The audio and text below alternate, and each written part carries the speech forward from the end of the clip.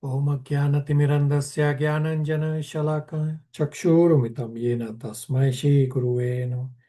Shri Chaitanya Manopistam Stapitam Yena Bhutale Swayam Rupa Kadamayam Tadati Swapadantikam Vande Ham Shri Guru Shri Utapadakam Shri Gurun Vaishnavamscha Shri Rupam Sagrajatam Sahakana Raghunathan Tam Sajivam Sadvetam Savadutam Parijan Saitam Krishna Chaitanya Devam Shri Radha Krishna Padan Sahagana Lalita Shri Vishakanvitamscha He Krishna Karuna Sindhu Bandhu Jagatpate Gopesha Gopika Kanta Radha Kanta Namastute Tapta Kanchana Gaurangi Radhe Vrindavaneshwari Vishabhanu Sutadevi Panamami Hari Priye वाञ्छकल्पतरुभ्यश्च कृपासिन्धुभ्येव च पतितानां पावनेभ्यो वैष्णवेभ्यो नमो नमः। जय श्री कृष्ण चैतन्य प्रभु नित्यानंद श्री अद्वैता गदाधर श्री वसादि गौर भक्तवृंद हरे कृष्णा कृष्णा कृष्णा हरे हरे हरे राम राम राम हरे हरे। ओम नमो भगवते वासुदेवाय। ओम नमो भगवते वासुदेवाय। ओम नमो भगवते वासुदेवाय। Hare Krishna, thank you all for coming.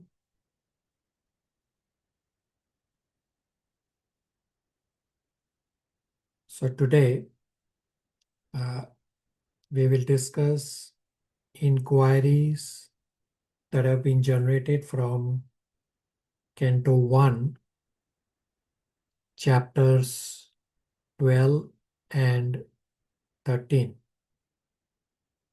Two quick points first, that all of you should have received an email from YouTube to accept being the owner of the YouTube channel that we have created. So you need to do your part to go and accept. Otherwise that invitation will expire after a certain number of days. So do your part. You are equal owners of the YouTube channel. And the second, for those of you who have completed Nectar of Devotion study, from next Sunday, 8th of March, at batch 3 and 4, Nectar of Devotion revision is starting.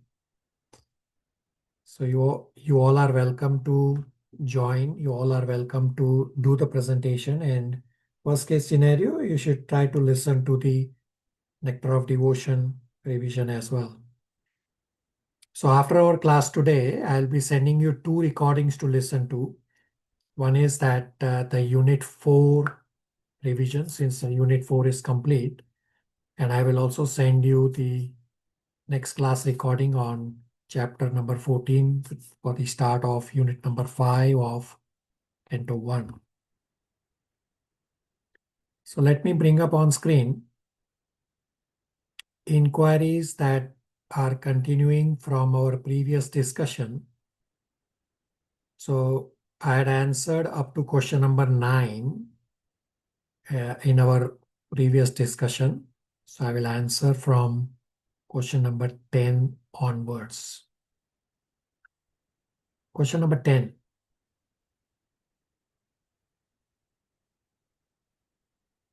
Want to understand what a child blessed by Vaishnava devotee means in relation to Parikshit Maharaj in Bhagavatam 1.12.7 and 8. So in Srimad Bhagavatam, Canto 3, Chapter 31, Lord Kapila has explained a lot of details of the soul's journey. The soul in the womb is Krishna conscious. It is only upon birth that the jiva gets caught by Maya. Hence, the jiva forgets Krishna and Krishna consciousness. Fortunate soul, while in the womb, prays to Krishna. Now, fortunate in the womb is various ways. If the soul received mercy of spiritual master, of a bona fide pure devotee, then Krishna consciousness is awakened during pregnancy itself. Then that soul has remembrance of Krishna. Now, this awakening of Krishna consciousness, some examples are Prahlad Maharaj, Parikshit Maharaj. The other is if the soul gets mercy of demigods, then the soul becomes devotee of demigods. And if the soul gets mercy of pitras, then the soul will become a very good family man. Does that answer the inquiry?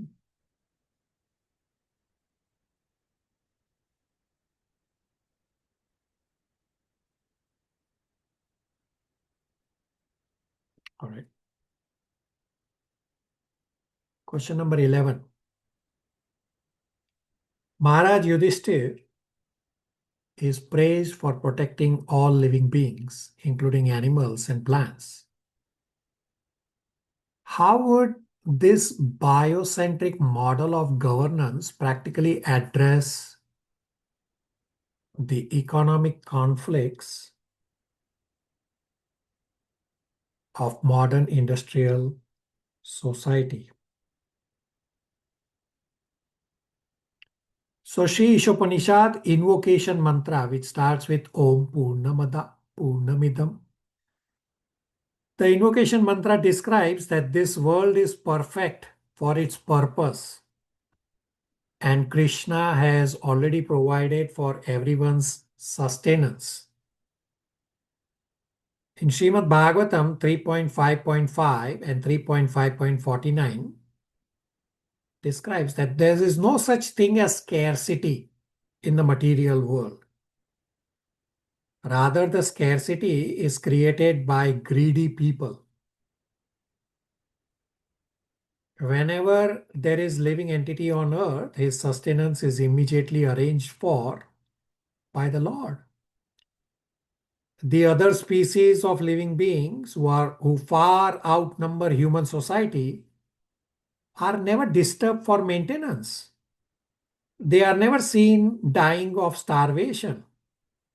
It is only in the human society that is disturbed about food starvation. And to cover up the real fact of administrative mismanagement, they take shelter of the plea that population is increasing. So this is not correct. There is no such thing as scarcity. Vishwanath Chakravarti Thakur, a prominent acharya in disciplic succession, says, the only scarcity is the scarcity of Krishna Bhakti. Otherwise, by the grace of God, there is no scarcity of anything in the material world. So we'll read this 3.5.5 very soon. And Srila Prabhupada has said in few lectures, economic development is nonsense. Nectar of Instruction, text number 2, the very first line says, simple living and high thinking. Srila Prabhupada explains, one should live a simple life and spend most of the time in high thinking. Have a small piece of land behind your house. Grow your fruits and vegetables. Keep one cow and live a simple life. Instead of simple living, high thinking, people in the material world, they simply live and hardly think. So Srimad Bhagavatam 3.9.10 describes that factory is another name for hell. So let's read all these verses to substantiate the points that I just made.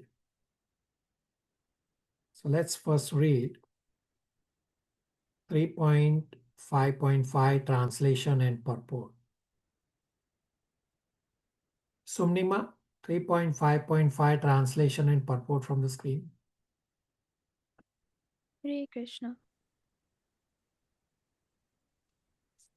3.5.5 translation. O great sage, kindly narrate how the Supreme Personality of Godhead, who is independent, desireless, Lord of three worlds, and controller of all energies, accepts incarnations and creates the cosmic manifestation with perfectly arranged regulative principles for its maintenance. Purport. Lord Krishna is the original personality of Godhead, from whom the three creative incarnations, namely Puruswa Avatar, Karna Nar Narnavyasi Vishnu, Garbhodakshaya Vishnu, and Shirodakshaya Vishnu expand. The whole material creation is conducted by three Purusha in successive stages under the external energy of the Lord, and thus material nature is controlled by him. Thinking material nature to be independent is like seeking milk from nipple-like bags on the neck of a goat. The Lord is independent and desireless. He does not create the material world for his own satisfaction as we create our household affairs or fulfill our material desires. Actually, the material world is created for illusory enjoyment of the conditioned souls, who have been against the transcendental service of the Lord since time immemorial. But the material universe are full in themselves. There is no scarcity for maintenance in the material world. Because of the poor fund of knowledge, the materialists are disturbed when there is an apparent increase of population on the earth. Whenever there is living being on the however, his subsistence is immediately arranged by the Lord. The other species of living entities who far outnumber the human society are never disturbed for maintenance. They're never seen dying of starvation. It is only human society that is disturbed about food situation, and to cover up the real fact of the administrative mismanagement, takes shelter in the plea that the population is excessively increasing. If there is any scarcity in the world, it is scarcity of God consciousness. Otherwise, by the grace of the God, there is no scarcity of anything. Hare Krishna.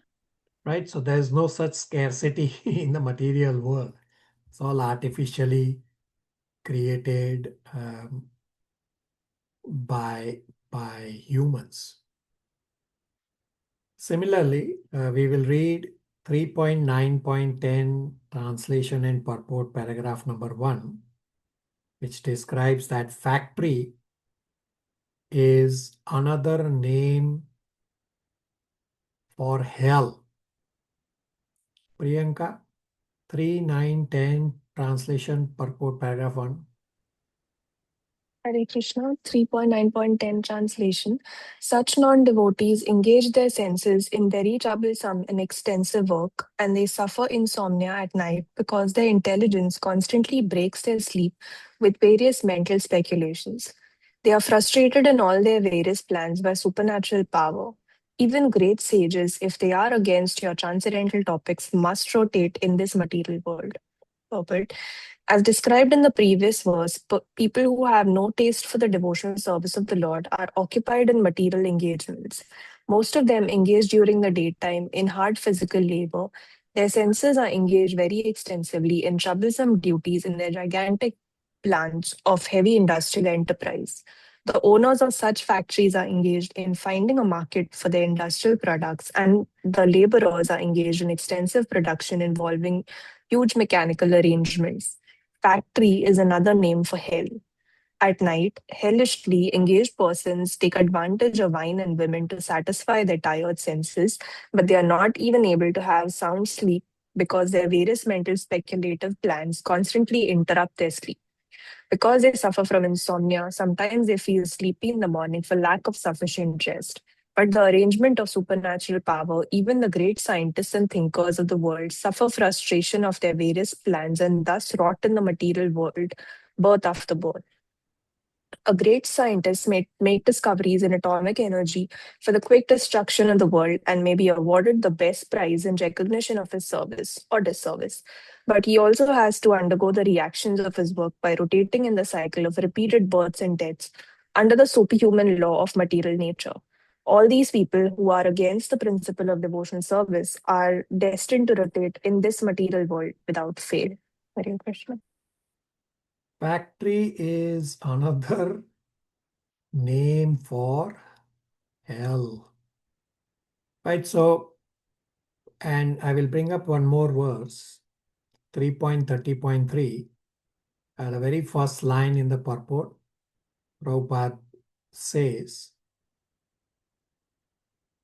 that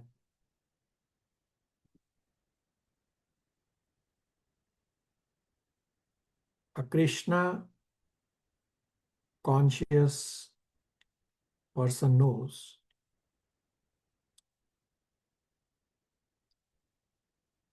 that economic development is temporary. Let's see, where does it say this here?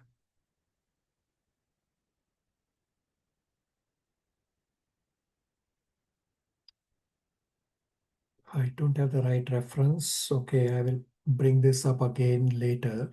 There's a verse. Okay, sorry, my mistake. I will bring up this verse later. But essentially, we have discussed at great length about this topic. Does that answer the inquiry?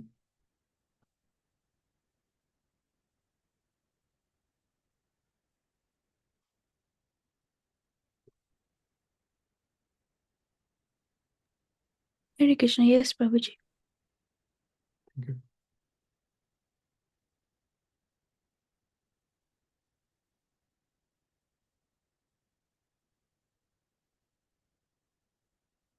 Oh, thank you. So I'll bring up 333 again on screen. Thank you, Priyanka.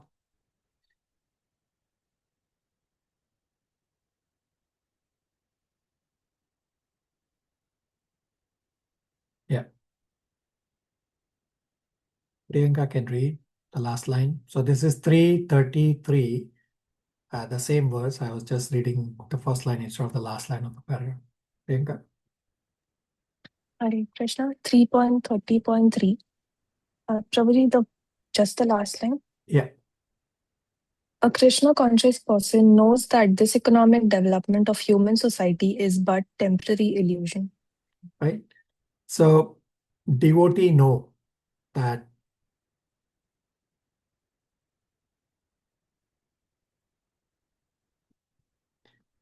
economic development is illusion. All right. So last question in the series of these questions, and then I'll open another document. Question number 12. If Maharaj Yudhishthir was a pure devotee and personified goodness, why did he feel the need to perform horse sacrifices to atone for sins after the battle of Kurukshetra? So Yudhishthir Maharaj is a pure devotee even today. Now, horse sacrifice is to glorify Krishna and to fulfill Krishna's desire that the world should be ruled by his devotee, so that all jiva get a chance to go back home, back to Godhead by learning and practicing bhakti. And we have discussed in Canto 1, Chapter 8, verses 47 to 52, that when Yudhishthir could not be consoled by anyone, even Krishna could not console Yudhishthir. Yudhishthir was thinking this whole war was his fault, that Duryodhan was king. Yudhishthir was not king, hence Yudhishthir's fight was not for administration of the state, rather is for self-aggrandizement. So this is the nature of a Vaishnava, that Vaishnava will always feel guilty he will always see fault in himself. Similarly, when Dhritarashtra and Gandhari left the palace without telling anyone, again Yudhishthir felt himself at fault for not taking care of Dhritarashtra and Gandhari. Hence they left, although Yudhishthir took very good care of Dhritarashtra and Gandhari. Dhritarashtra and Gandhari had left the palace because of realization from Vidura. Does that answer the inquiry?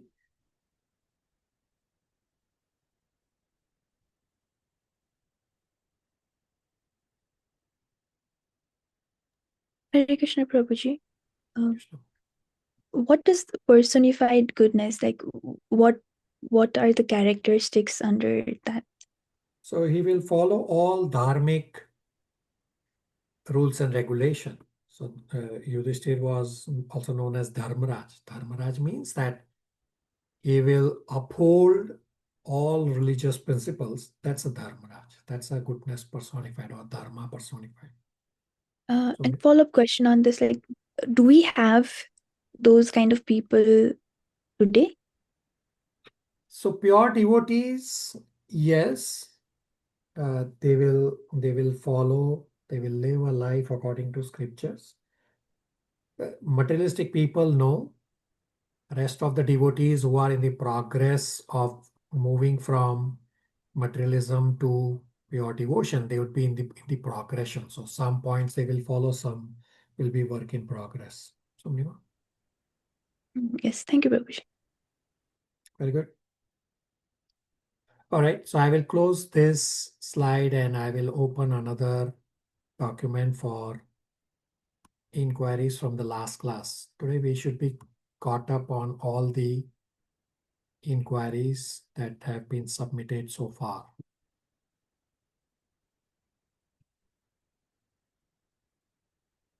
So the count will again start from 1 because they were submitted after a different class. Question number 1. If time is an expansion of the Lord, how should a devotee reconcile the fear caused by time with the protection offered by the Lord?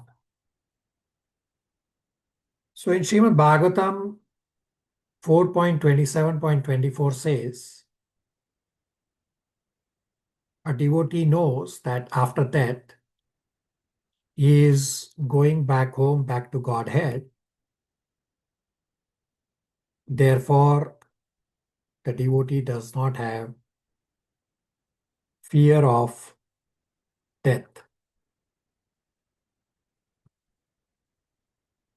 So, devotee is not affected by time. Yes, there will be variation. Some are pure devotees and some are in progress of becoming a pure devotee. So there will be variation that way. But essentially, time does not impact devotee. Does that answer the inquiry?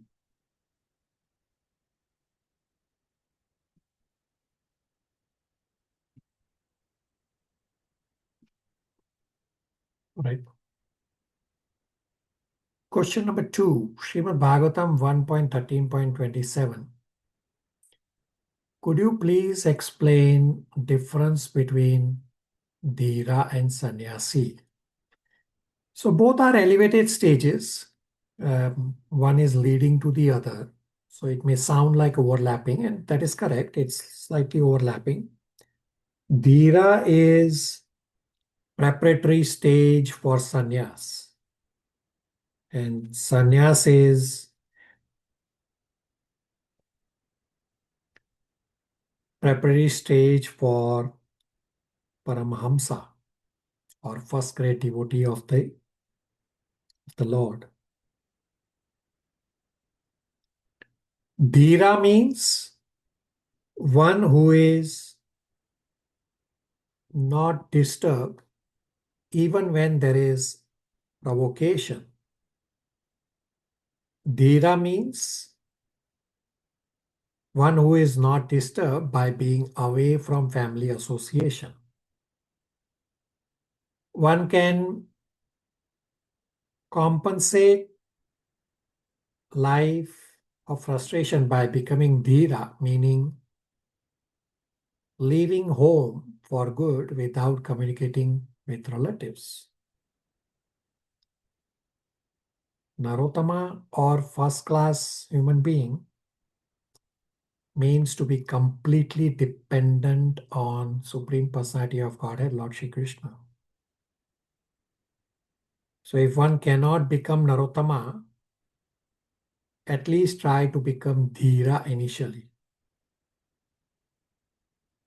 So it's a matter of persistently endeavoring to first come to the stage of Dhira and then progress to the stage of Narottama.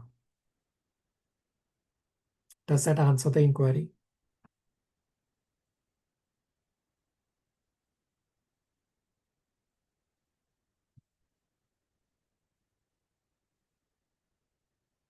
Question number 3.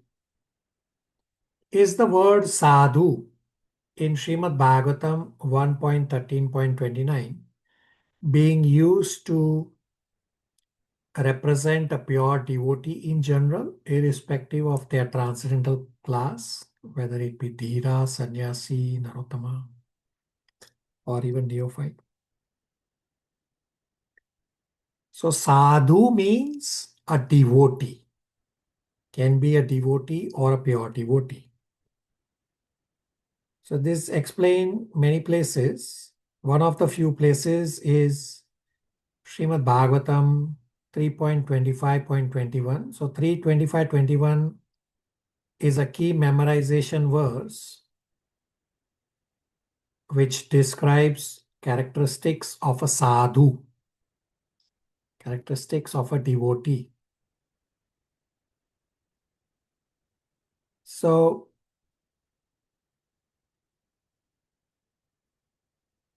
I will recite 3.25.21. I'll get one of you to read. Pat Prabhu will read the translation and the first line in purport, but let me first recite. So 3.25.21, these are characteristics of a sadhu. Titikshva karunake suhadram sarvadehinam ajatas satrava shanta sadhva sadhu bhushana. Pat Prabhu, translation and first line in the purport.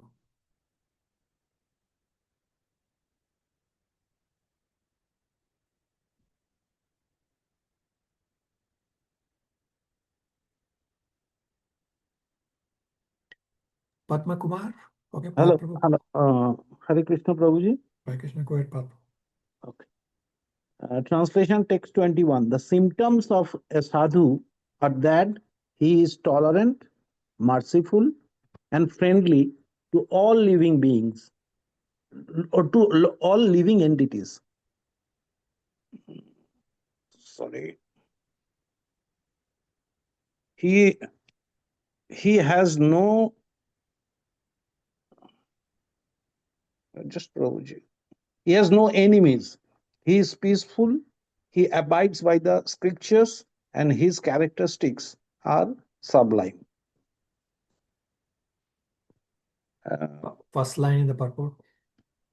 A sadhu, as described above, is a devotee of the Lord. Right, so sadhu is a devotee of the Lord. Does that answer the inquiry? Sorry, actually my network is not working properly. Right.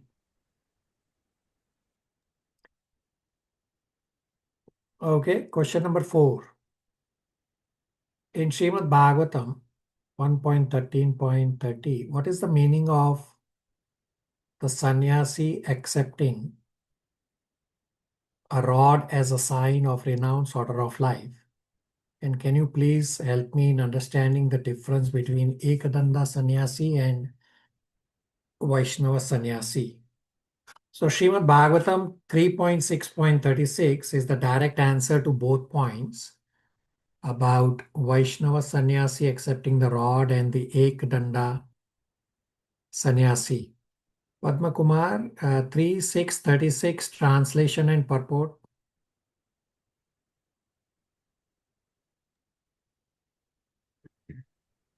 In spite of my inability, whatever I have been able to hear from the spiritual master and whatever I could assimilate, I am now describing in glorification of the Lord by pure speech. For otherwise my power of speaking would remain unchastised. The purification of the conditioned soul necessitates purification of his consciousness. By the presence of the consciousness, the presence of transcendental soul is verified. And as soon as the consciousness leaves the body, the material body is not active. Consciousness is perceived, therefore, by activities. The theory put forward by empiric philosophers that consciousness can remain in an inactive state is the proof of the poor fund of knowledge. One should not become unchastised by stopping the activities of pure consciousness. If the activity of pure consciousness are stopped, certainly the conscious living force will be otherwise engaged, because unless engaged, the consciousness has no standing. The consciousness cannot be silent even for a moment. When the body does not act, the consciousness acts in the form of dreams. Unconsciousness is artificial. By induced extraneous help, it remains for a limited period, but when the intoxication of the drug is finished, or when one is awake, the consciousness again acts earnestly. Hare Krishna. Continue. Okay. Maitreya's statement is that in order to avoid unchastised conscious activities, he was trying to describe the unlimited glories of the Lord, although he did not have the ability to describe them perfectly.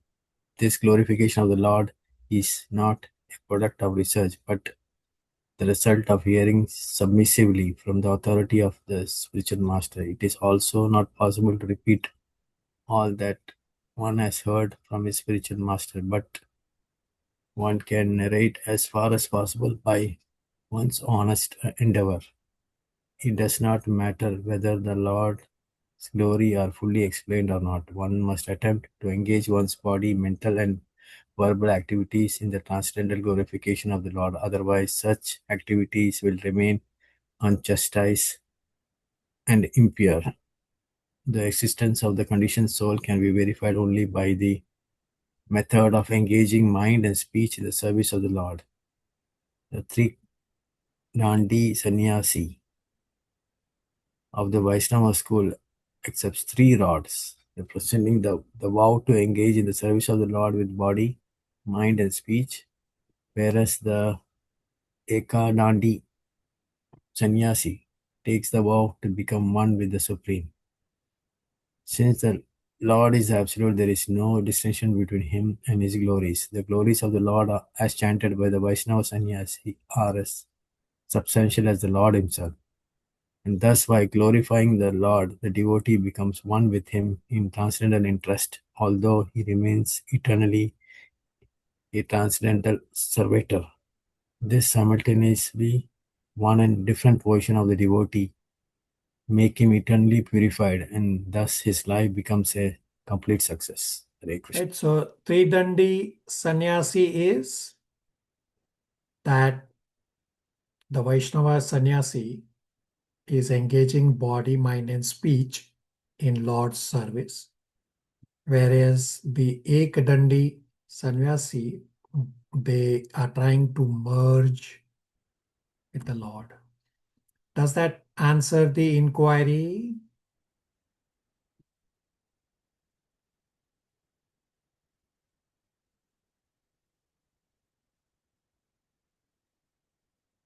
All right.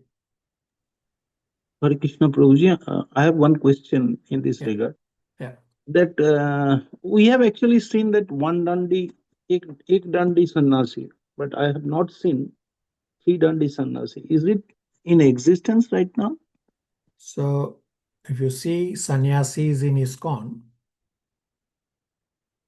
their dandis they carry, which is covered in a saffron cloth. In the saffron cloth, there actually are three dandas. Yeah, it looks like they are carrying one, but actually in that saffron cloth, there are three dandas. So the other ekdandi sannyasis, they only have one dandi, whether or not it is in saffron cloth or not. Prabhu. All right. Actually, yes, I have seen that is rounded with clothes. Yeah. All right, thank you. Hare Krishna. Question number 5. Isn't Kandari entering into fire considered a form of suicide, even though following the culture of sati? Hasn't Srila Prabhupada mentioned that suicide is a crime? So there is no point in discussing a practice from past which is no longer a legally allowed practice. So there's no point. Is everybody okay with the answer?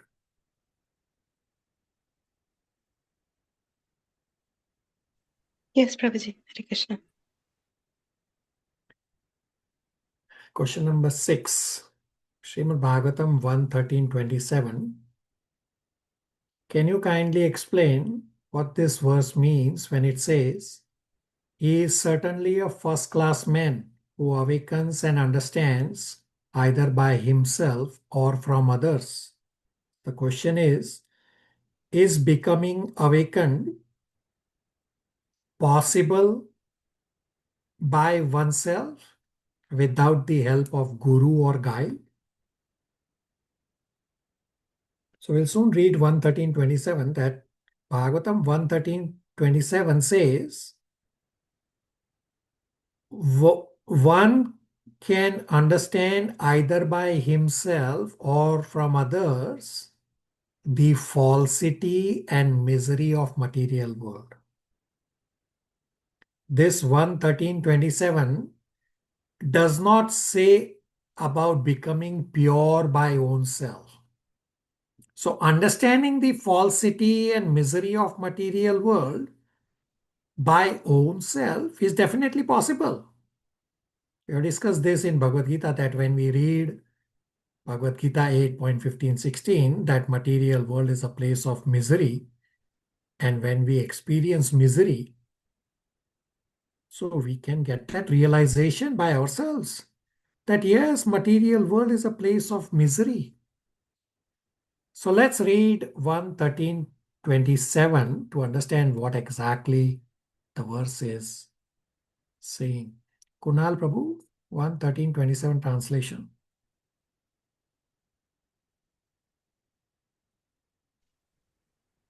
He is certainly a first-class man who awakens and understands either by himself or from others the falsity and misery of this material world, and thus leaves home and depends fully on the personality of Godhead residing within the heart. Right, so he can understand by himself the falsity and misery of material world. That's what the verse is talking about. Not that he will become pure devotee by himself. Does that answer the inquiry? So for getting purified, we definitely need spiritual master. Everybody on the same page? Questions, comments, realizations?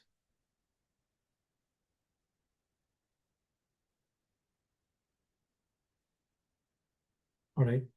We have very few questions left. We will end our class very soon today. Question number 7. Does Yamraj decide who dies when, or does he just decide who gets what destiny next? So Yamraj does not decide who dies when. The role of Yamraj is to punish the jiva for the sins that the jiva has committed. And further explanation to this will get covered in the next question. So let me read and answer question number 8 also. Question number 8 is, what happens in the 7 months that the soul is awaiting judgment? So Srimad Bhagavatam, Canto 3, Chapter 30 describes the journey of the soul in great detail. So because it's a whole chapter, I'm not pointing to a verse, but it's a whole chapter on this subject matter. Canto 3, Chapter 30 describes that after leaving the body, soul goes through the punishment by Yamraj. And the soul also gets training on how to live the next life. So Srimad Bhagavatam gives the example that if the soul is going to get the body of a hog as an example in the next life,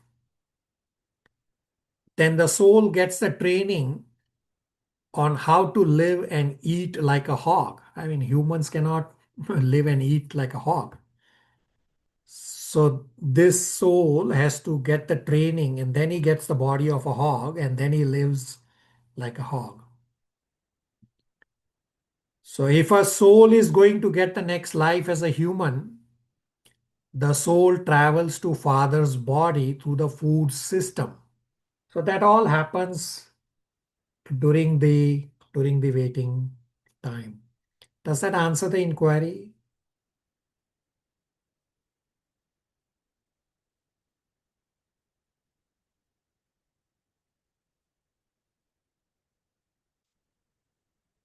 All right. Question number 9 has multiple parts to the question. On annihilation, our body or Upadhi is merged with Mahavishnu, but Jiva stays in the womb of Mahavishnu, maintaining his existence separately. Correct point. On the next creation, when the Jiva awakens, question is, what body or what species, what designation is awarded to that Jiva on the happening of the next creation? So there are many factors that determine which universe, which planet, which species, which family, etc. the soul takes birth. We only know very few of these factors. Example, we have discussed in Bhagavad Gita 8.5 and 6 that if you remember Krishna at the time of death, you will attain Krishna. Otherwise, whatever else you will remember, that's what you will attain. So if a man remembers female at the time of death, whatever be the relation, mother, wife, fantasy, daughter, this man will get a female body in the next life. If a female remembers a male at the time of death, whatever be the relation, father, husband, fantasy, son, the female will get a male body in next life. And if one remembers a cat or dog, he or she will become a cat or dog.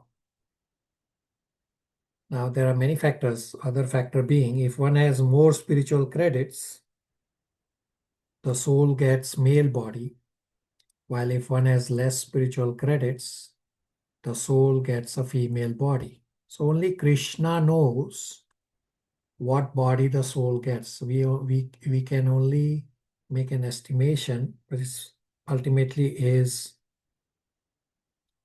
for Krishna to decide. The second part to the question and the last question for our today, it says that if the jiva was a pure devotee, will he take birth in the material world again? So pure devotee takes birth in material world only for service to Krishna. Srila Prabhupada is a direct example.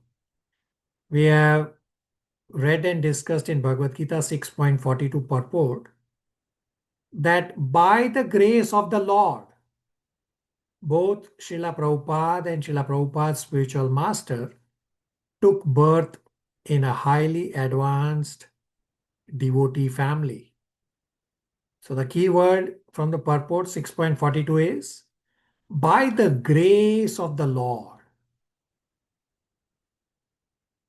So it depends on what service Krishna wants to give to his pure devotee.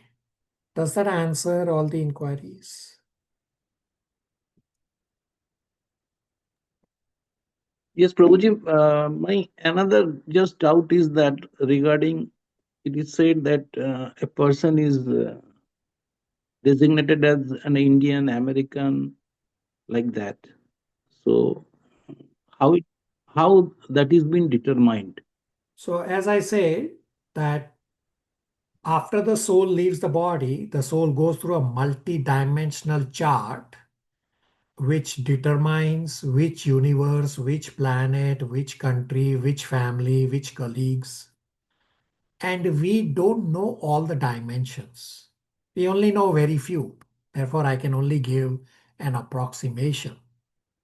Only Krishna knows. Hare Krishna, Prabhuji. Okay. Yeah, Anybody so other? Praveen, if somebody wants to be born as American speed birth, so they can do those things. Kunal Prabhu, say that again. If somebody wants to born as American, then what? No, I'm just joking, Prabhuji. So if somebody wants to be, if people knew what they have to do to get a next birth as a particular person, Yeah. then that person would be doing those things in this life perfectly. Yeah. But my question is, why do we need to bother about next birth? Like, why do you want to think that what will be my next birth? Yeah, your point is both points are correct. That so if we knew, then we will act. And second point is also correct. This question is a Jnani level question. We have no control. What are we going to do? Even if we come to know, we have no control on this. So it's, yeah, very good. Thank you. Everybody on the same page?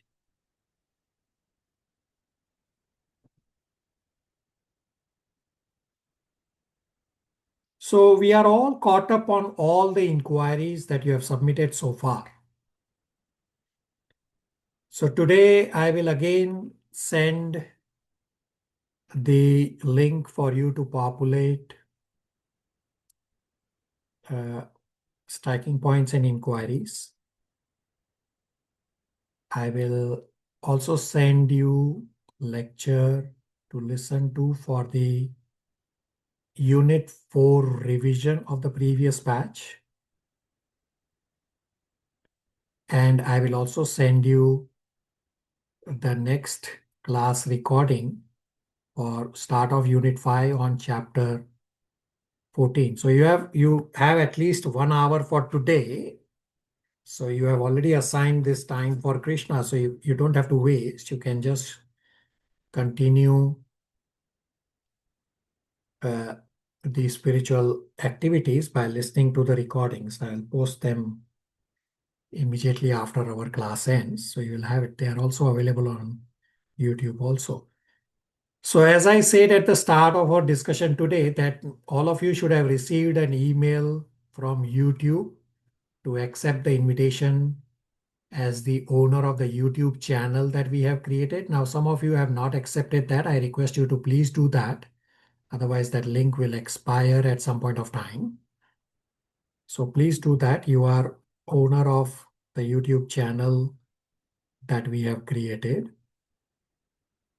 And the second point that I mentioned is that those of you who have completed Nectar of Devotion, from coming Sunday, 8th of March,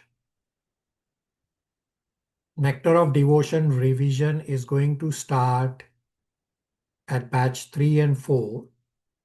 So you all are requested to join the revision classes. You are welcome to do the Nectar of Devotion revision, or worst case scenario, at least listen to the Nectar of Devotion revision recordings of the previous batch.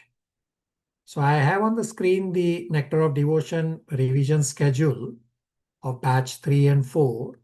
At least Ritu from our this batch is scheduled to present one of the chapters in the Nectar of Devotion. So all of you can please try to follow what works best for you. So batch 3 and 4 Nectar of Devotion classes are immediately before our this class. So it's 7 a.m. Toronto time. Would be 5:30 p.m. India time. Any questions, comments, realizations?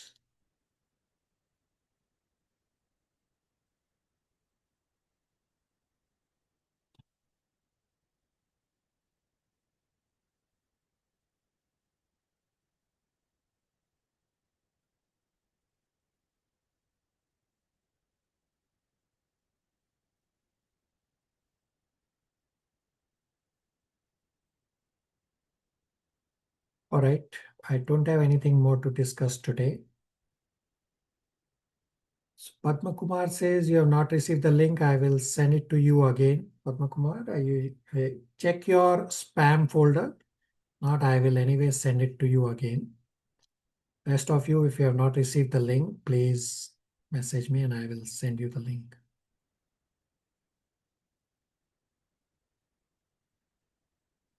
Hare Krishna, everybody.